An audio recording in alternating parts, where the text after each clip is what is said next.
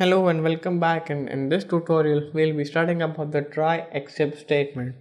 So what exactly is try except? I will try to explain it to you in a simple basic example. Suppose we have a plan. Oh, no, we have two plans here. We have plan A and a plan B. So we'll try what is the priority is we want to execute the plan A. But what if the plan A doesn't work? We should have something for the backup. So there's plan B for the backup. So this is the basic example of except statement. If the plan A doesn't work, we should have a plan B, which should definitely work. So I will explain it with an example, coded example here. So uncomment this, uncomment it. So anything divided, I'll try to divide 5 by 0, but before that I'll try to divide 5 divided by 2 here. I'll execute it as I think I expect the output to be 2.5 here. Here the try here is the plan A. The try is the plan A and except is the plan B. Suppose that the plan A which is written right under try doesn't work, the plan B which is right under except should definitely work here, because there is no room for error here, because it is just a simple string here. So I will execute this. In this plan, the plan A will be successful because I don't think there could be an error in dividing 5 by 2. So I'll execute it.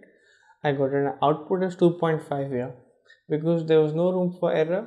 5 divided by 2, as anybody can calculate it, it is a 2. It gives an output as 2.5.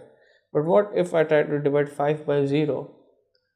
In general, it should give an infinity.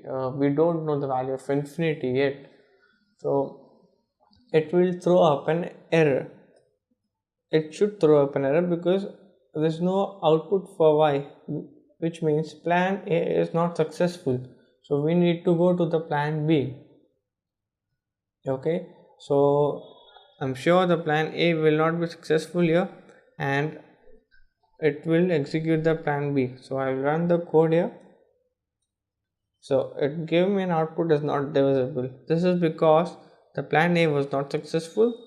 So it decided to use the plan B, the default plan B, which was just a string here, not divisible.